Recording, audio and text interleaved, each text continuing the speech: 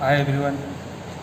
आज अभी हम थोड़ा सा डिस्कशन करते हैं जो लोगों का आपने देखा होगा जो बहुत सारे स्टूडेंट्स हैं, बहुत सारे मेंबर्स हैं जिनके जो कि आपने उनको देखा होगा कि जो नॉर्मली जो बैक की वर्कआउट करते हैं, बैक की ट्रेनिंग करते हैं, तो बहुत सारे लोगों का आपने ये देखा होगा कि मतलब उनकी बैक ब्रॉड तो है लेकिन उनका बैक की जो थिकनेस होना चाहिए वो नहीं हो रहा है।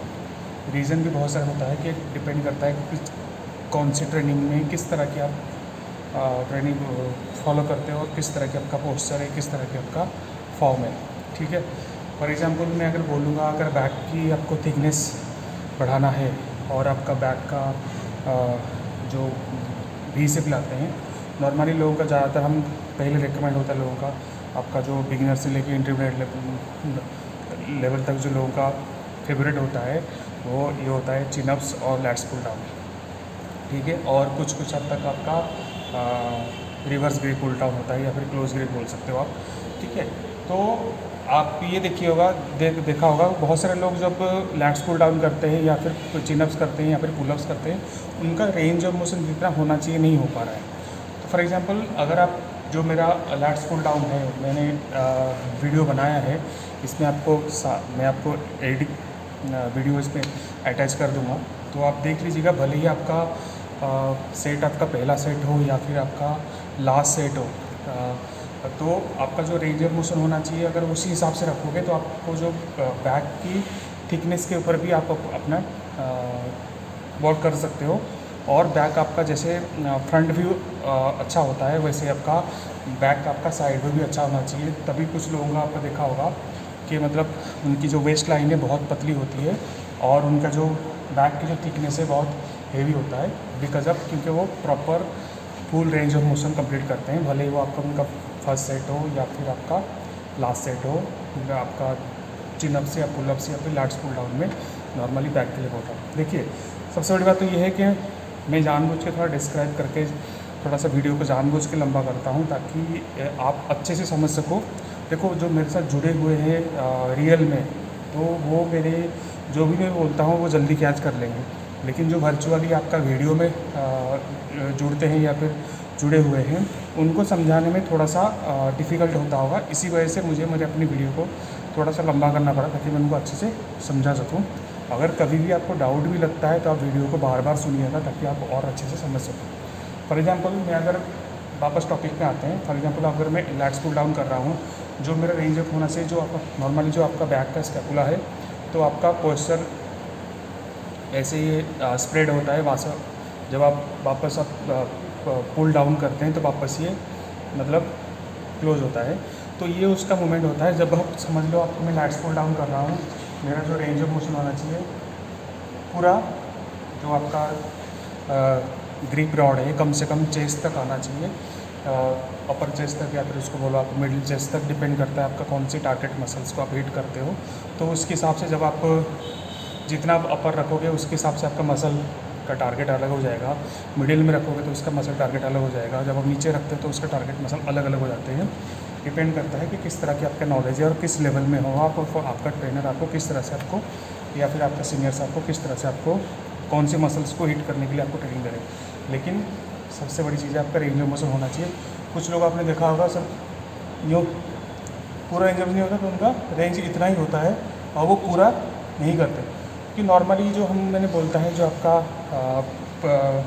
मसल्स होता है, एक कुछ मसल्स पुशिंग मूवमेंट में बनता है तो कुछ मसल्स आपका पुलिंग मूवमेंट बनता है। तो पुशिंग मूवमेंट में भी कुछ लोग गलतियाँ करते हैं, उसके ऊपर बाद में आऊँगा। लेकिन आज जो मेरा लैट्स पुल डाउन है, फॉर एग्जांपल अगर मैं बैक को पूरी तरह से पुल नहीं करूँगा जो मेरा ये है वेट के साथ, तो फिर आपको जो भी मसल्स का आपका इंगेज होना चाहिए आपका पूरी तरह से इंगेज नहीं करोगे। मतलब आपने 50 to 60% या 70% आप इंगेज किए, जो 30% आपका बच गया, मतलब जिस पे कि आपका बैक का थिकनेस के ऊपर आपका वर्क होना चाहिए, जो कि नहीं हो पाता। जिस वजह से कुछ लोग, बहुत सारे लोगों की बैक आप भले ही वी से बना देते हो, लेकिन आपका जो थिकनेस है मतलब जो जैसा होना चाहिए फिर थिकनेस के साथ चेस्ट और बैक दोनों वो, तो वो कुछ लोग मिस कर जाते हैं ड्यू टू आपका लैट्स पुल डाउन और आपका चिनअप्स या फिर आपका रिवर्स ग्रिप पुल डाउन की जो रेंज ऑफ मोशन होता है उसमें आप थोड़ा सा लैग करते हैं। तो ध्यान रखिएगा।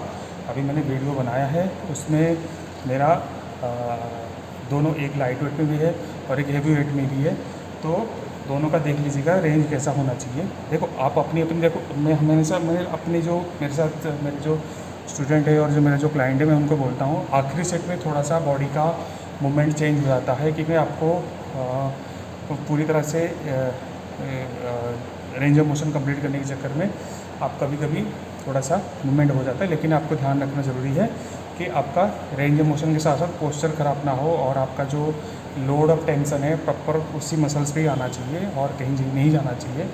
और मैं हमेशा बोलता हूँ जो आपका आखिरी सेट होता है वो आपका हाइपरट्रॉफी कभी कभी नहीं हो पाता, वो कभी कभी आपका पावर ट्रेनिंग या फिर वेट लिफ्टिंग का आ जाता है, क्योंकि उसका रेपिटेशन ही कम रहता है। वो इसलिए करा जाता है ताकि आपका आहिस्ता आहिस्ता आपका स्लोली जो वेट आपका आखिरी सेट होता है 6 से नीचे रेपिटेशन रहता है, ताकि इन फ्यूचर आगे जाके वही वेट से आप थोड़ा सा ईजी हो जाओ और उसी वेट को आप 6 से आगे 7-8 कंटिन्यू कर सको।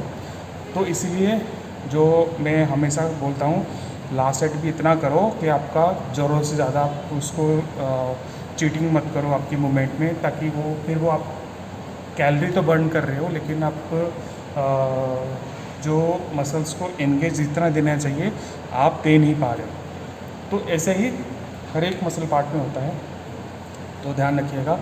जब भी फिर से रिपीट कर देता हूँ, चिनअप्स, लैट्स पुल डाउन और आपका रिवर्स ग्रिप पुल डाउन, ये 3 जो आपका वर्कआउट है, एक्सरसाइज है, नॉर्मली फोकस ज़्यादातर आप उसको सिर्फ और सिर्फ फोकस आप V-शेप के लिए मत करो, बैक की थिकनेस के लिए करो। नॉर्मली ये बिगनर्स और इंटरमीडिएट से पहले ये अच्छे से आप सीख लोगे, तो ताकि आपका मसल मेमोरी अच्छा हो जाएगा। इन फ्यूचर जाके आपका उसी मोमेंट में और उसी रेंज में आप आगे बढ़ सकते हो। जैसे जैसे मैं कवर करूँगा, मैं कोशिश करूँगा हर डेली एक एक्सरसाइज को लाके आपको बताते रहूँ कि उसमें क्या और इम्प्रूवमेंट लाओगे, ताकि उसको वो टारगेट मसल्स पे आप हिट कर सकते हो, और क्या क्या चीज़ों को, गलती को आप सुधार लो, ताकि जो आगे जाके वो इश्यूज़ होने वाले हैं उससे आप दूर रह सको। तो आज के लिए इतना ही, फिर मिलेंगे नेक्स्ट वीडियो में। अगर आपको मेरा वीडियो अच्छा लगा हो या फिर थोड़ी इन्फॉर्मेटिव हो तो please like, share and subscribe. फिर मिलते हैं हम। Okay, thank you so much, take care.